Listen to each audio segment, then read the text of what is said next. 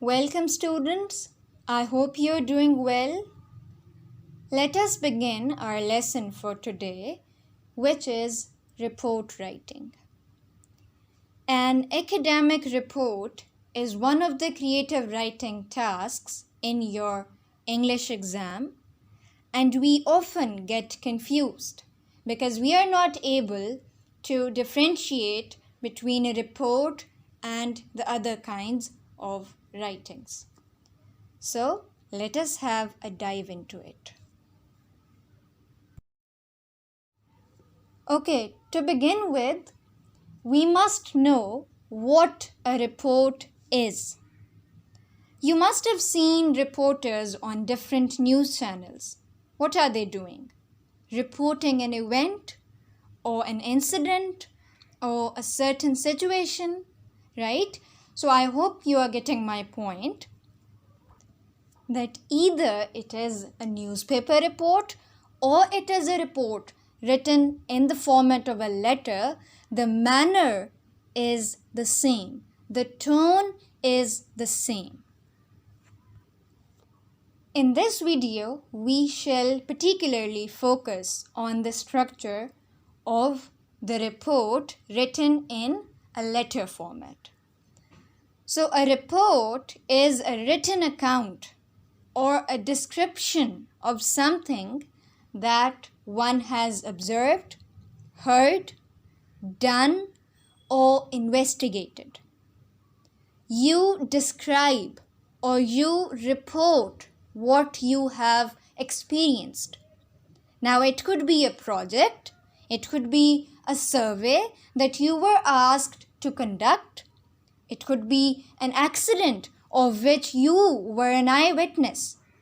It could be an event, for example, an exhibition, or it could be anything. Let us see the structure of this report. So how do you begin? In the first line, write to. Now please focus on the capitalization and punctuation in this format. It's very important. To, colon, the principal or the editor or to whomever the report is being written.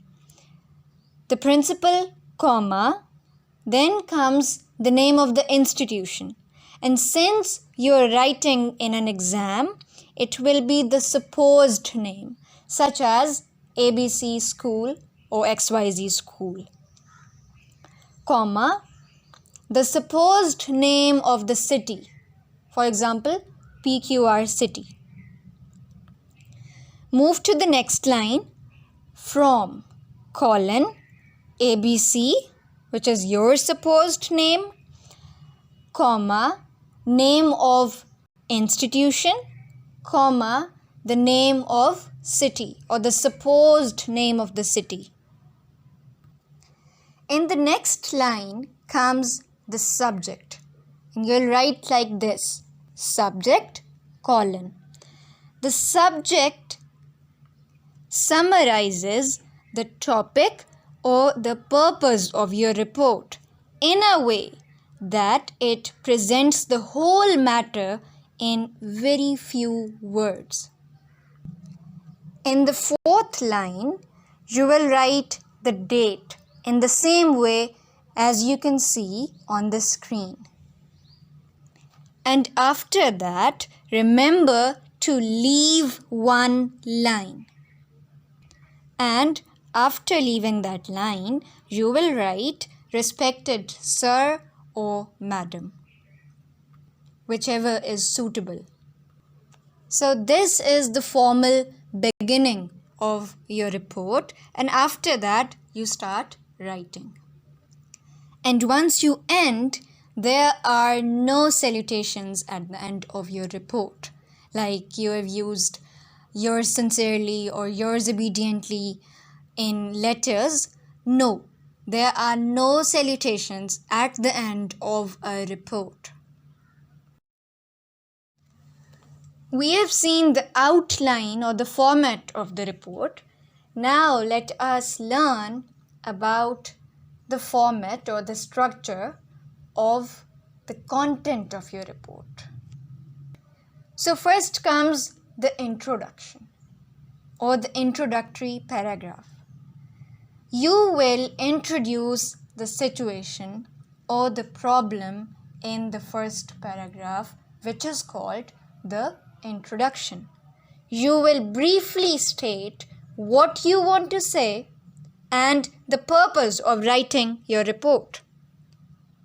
And when you begin your report, which is the description of something, you must include the place, date, and time of the happening. It must include the 5 W's. What happened? When did it happen? Where did it happen? Why did it happen? And who was involved? This is really important. After introduction, you have the body paragraphs. In these 1 or 2 paragraphs, you will come towards the details of the occurrence, how it happened and why it happened. The complete details, the complete reasons. In a proper sequence, you will state every part of the situation or event in a clear and precise manner. Body paragraphs should lead the reader through the problem or through the event or through the situation. Body paragraphs are actually the core of your writing. Either it's a report or an essay or a letter, whatever it is, they are the central and primary part. After that comes the last part of your report, which is the ending paragraph called conclusion, where you conclude your writing. Here, you wrap up your report and summarize all the events that you have mentioned in the body paragraphs in not more than 2 or 3 lines. And in some situations, you have been asked in the question to recommend or suggest some ways to improve or to help a certain state of affairs get better.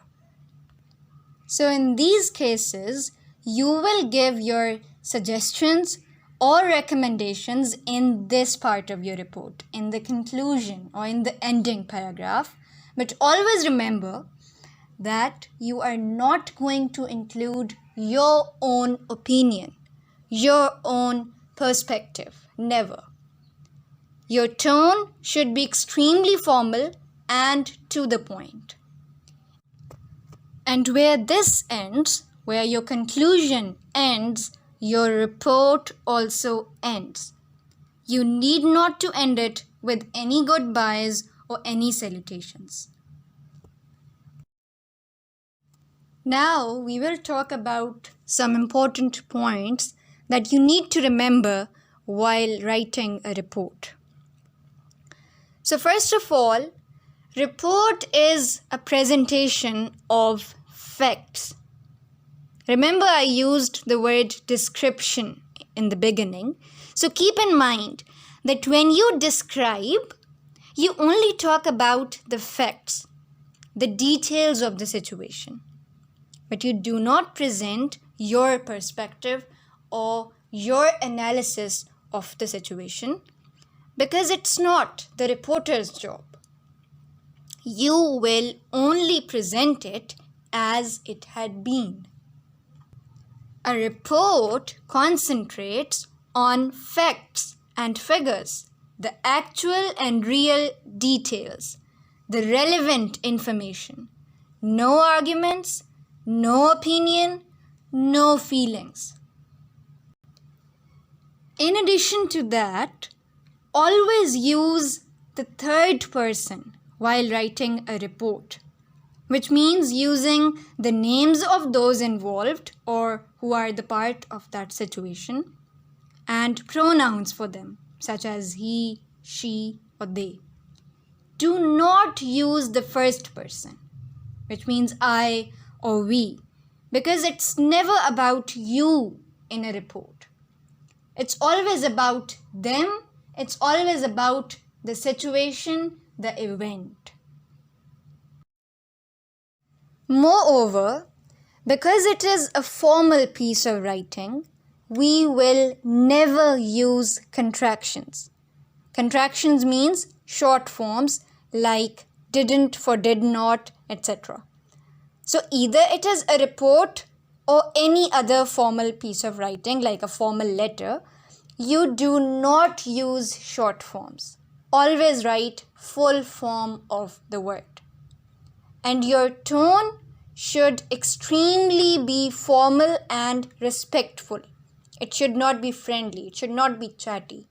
Because you're not writing to your friend, you're not writing to your cousin, you are writing to an authority. You are writing to some chairperson. Making paragraphs is another important point to remember while writing anything. Whenever you write, make sure that your text is in the form of paragraphs. Paragraph formation casts a good impression on the examiner or the reader.